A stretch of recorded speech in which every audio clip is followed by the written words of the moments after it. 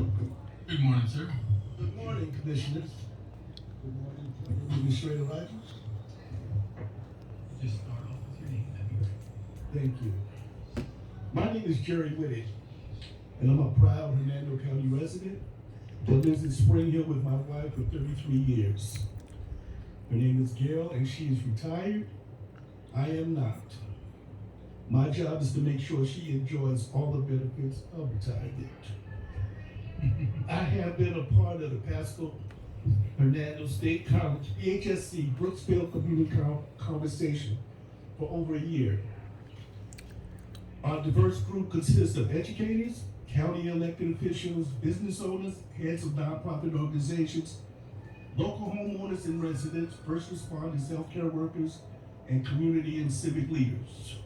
We partner in a monthly conversation with the residents of South Brooksville in an open forum to discuss the needs, concerns, and aspirations of the community of South Brooksville to achieve positive outcomes.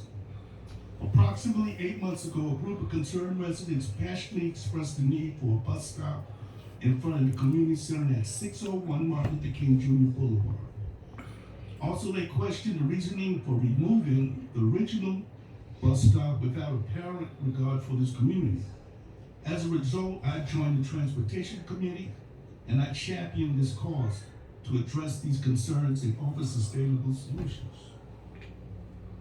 Every segment of American society, individuals, families, communities, and businesses benefits from public transportation. It is a lifeline for many Hernando County residents, connecting them to people, places, and endless possibilities. Also, it is a vehicle that will aid in the building of thriving communities, creates jobs, ease traffic congestions, and promote a cleaner environment. Investment in public transportation spurs both the local and county economics. Millennials have surpassed baby boomers as the largest adult generation. They consider public transportation the best option for digital socializing. Because if you're driving, you can't text, post on Facebook, Instagram, so they would rather have somebody drive them around. And it's best for them to connecting with communities, and that would be an asset because post-pandemic, personal contact is very important due to social isolation. Moreover, the impact of the transportation investment is not limited to the economy. They also bring education, healthcare, recreation, government service, and more with virtually every Hernando County resident's reach. Investment in transit can yield 5-to-1 economic returns while offering productivity gains long after short-term stimulative effect. We repeat, every dollar that's invested, there will be a $5 return. A bus stop in South Brooksville will offer the residents an opportunity to ride economic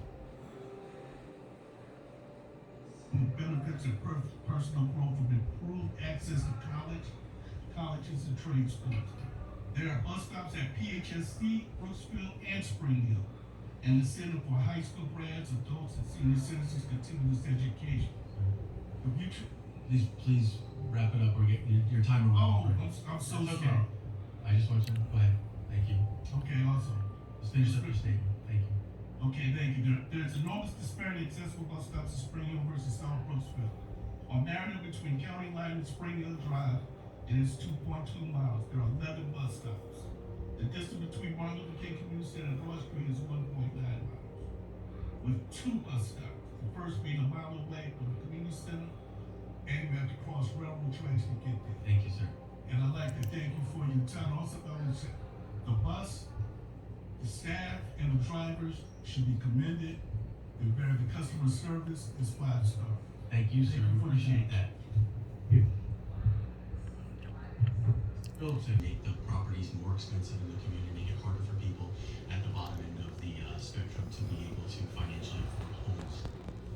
I do have a line on my Commissioner Champion.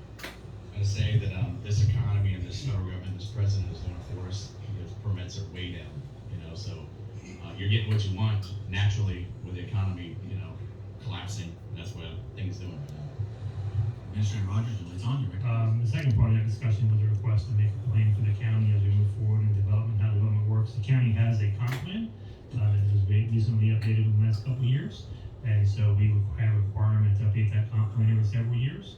And so obviously if the citizen has an area with a comp plan that we think needs to be updated, they could bring that forward to the board to look at. But the board has a requirement on every one of these planning and zoning items to, anytime you rezone something, you have to make sure it meets with consistency with the board's comprehensive plan, which is the plan for the development of the county long term. And so I think that's the purpose of the Planning and Zoning Commission, and the Board of County Commissioners does that on every applicant. So there is a long-term plan that's out there. Future land use plan, usually called the FLUME, that you will find also that in pretty much any community around the country, a holding pattern for something, say in the future land use map, for instance, if it was residential was the future land use, the holding pattern is typically agriculture, right? So the land will show up as agriculture in the current map, and then you look in the future land use and you'll find that it is actually designated as an area where residential development will happen, or it could be an area that's currently agriculture, but the future land use shows that it will be commercial, like along US 41, for instance. You'll see those types of things. So there are developments that have come up in the recent past that say agriculture, but again, when you look at the future land use map, it's clearly designated as the place where residential development will take place. We're up to Mr. Whitted, I believe it was, regarding bus stops. We had light on for that. You want to speak first? I was just gonna say, I know it's probably better that the administrator talked about it, but I could have swore that we already had that one planned, right? So you give us an update on that? So obviously this request did come out of the South Brooksville Community Conversations, a request for an additional bus stop in South Brooksville. And I give credit to Mr. Jerry Whitfield, has been doing a lot of the work, meeting with staff and our contractor and the citizens in the community to figure out the ability to have a bus stop there. Staff has been working, and we're very close to the announcement of the actual date that the bus stop will be actual location there. I think right now they're working just on the actual, and to change the routing, because all the buses, the four different routes in the county, they match up, and so adding one stop basically affects the timing of the other routes. And so you have to make sure all those timing of those routes happen. That's what the logistics part of it been, and the actual location of the stop. So that is pending an announcement here really shortly, and making sure that we have all the I's, T's, and crosses everything done. And so I think we'll have a bus stop there announced definitely next month at the latest. And so there will be a bus stop in South Brooksville. So I credit to the citizens that have asked for this, and the community conversations, and Mr. Jerry Whitfield himself on the action that brings this forward. So thank you. And if there's one thing I would add is that hopefully once the stop is there, then it is actually used with frequency. We have some bus riders who, in other parts of the county as well, and unfortunately when a site is not used frequently, then we have to start looking at, the need for certain sites. So I hope that once this site is in South Brooksville, this bus stop is in South Brooksville that is used with frequency so that we can justify it being there. And I look forward to that happening. Mr. Phillipson, thank you for